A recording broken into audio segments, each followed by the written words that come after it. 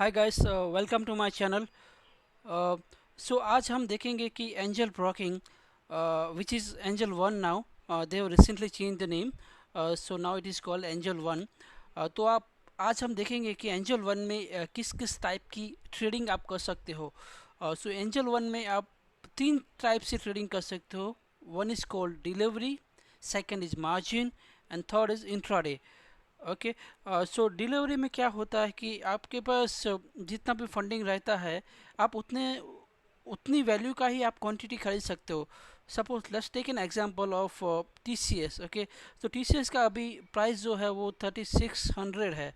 Okay, और आप उसका आप अगर 10 क्वांटिटी लेते हो, तो अभी आप स्क्रीन पे देख सकते हो कि उसका अप्रोक्सीमेट रिक्वायर्ड मार्जिन इज़ 36,114, यानी 36,114 रुपये उसका रिक्वायर्ड मार्जिन होता है। सो ये अमाउंट आपके पास होना चाहिए, एज अ फंड आपके अकाउंट में ये होना चाहिए, तभी आप इसको बाई कर सकते हो, वरना नहीं। सो ये डिलीवरी रहता है। डिलीवरी का फ़ायदा ये रहता है कि आपको इसमें कोई रोक टोक नहीं रहती है कि आपको कभी इसको निकालना है। अगर आपने आज उसको लिया तो आप आज ही निकाल सकते हो, अगर अच्छे प्रॉफिट में हो।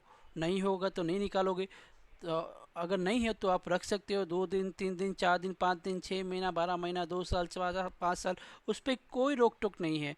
सो यही एक फ़ायदा रहता है। And this is the most profitable and consistent way of making money in stock market, which is not being followed by all the people. So guys, make note of this. I'm saying, repeating again, this is the most profitable, and the wealth which is created by people, by the big investor, is only through this way.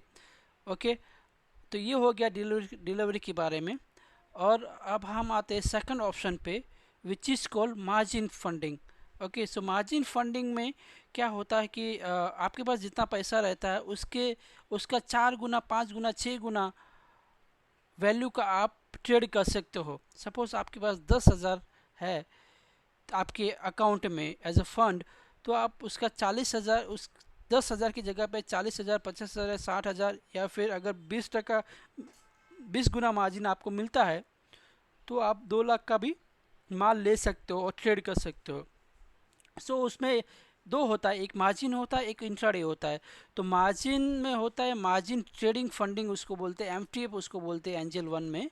तो उसमें क्या रहता है कि आप angel one आपको 4 times margin funding देता है एमटीएफ में। सपोज ये अगर अभी जो मेरा ऑप्शन है, मैं डीलर से उसको मार्जिन में कन्वर्ट करता हूँ, तो आप देख सकते हो कि अप्रोक्सीमेट रिक्वायर्ड मार्जिन अभी बहुत कम हो गया। पहले 36,000 था, अभी 7,000 हो गया है। तो अभी आपका अमाउंट जो आपके ऑर्डर के लिए चाहिए था वो बहुत कम हो गया है। तो आप अभी क्वांटिटी बढ़ा सकते हो, 10 की जगह पे आप उसको 100 भी कर सकते हो, जो आपके मार्जिन में फिट बैठता है उसके लिए। तो इसमें ये कर सकते हो आप। और फिर ये क्या होता है कि आपको इसमें ये मार्जिन ट्रेडिंग फंड में आपको इंटरेस्ट देना पड़ता है, और the rate of interest is 0.049% per day. तो सपोज़ आपने 30,000 का मार्जिन लिया, तो अगर आप कैलकुलेट करोगे तो 30,000 का आपका जो इंटरेस्ट देना पड़ेगा वो around 14 to 15 rupees per day रहेगा। ठीक है। और इसमें दूसरी चीज़ ये भी होती है कि बहुत सारे लोगों को पता नहीं है ये फैक्ट, कि आपको इंटरेस्ट देना पड़ता है T+2 डेज़ के बाद ही। सपोज़ आपने आज ख़रीदा है, तो आज से 2 दिन के बाद ही आपका इंटरेस्ट देना चालू होगा, उसके पहले नहीं होगा।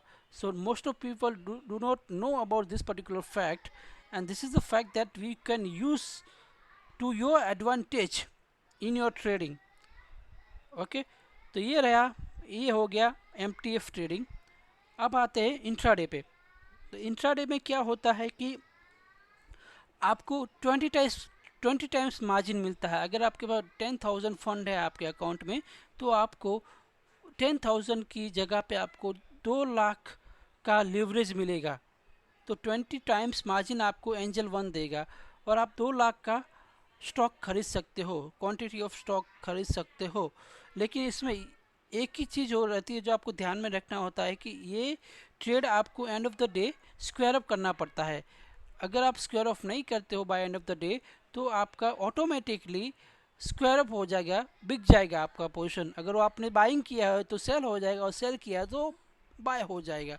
तो आप नेट नेट आपका पोजीशन स्क्वायर अप हो जाएगा। तो ये रहता है। एंड इसमें ये द इंट्राडे ट्रेडिंग का जो वे है, it is very risky if you are not sure about the trade that you are doing. If you are 95% sure that your trade will be profitable, then only go for this particular type of trade. Otherwise आपका जो भी capital रहेगा, जो आपने 6 महीने 12 महीने में कमाया होगा, तो आप वो खो दोगे। ये बहुत रिस्की रहता है। तो by so you should not ever try this particular trade if you are not sure about your trading strategy. So बस यही था आज का मेरा ये content of my video today. Hope आप सबको मेरा कंटेंट अच्छा लगा होगा। अगर अच्छा लगा है तो इसको लाइक करिए, सब्सक्राइब करिए, और आपके फ्रेंड्स और रिलेटिव्स को शेयर करिए। आज के लिए बस इतना ही। फिर मिलेंगे एक नए वीडियो के साथ। Thanks for watching. Bye bye. Have a good day.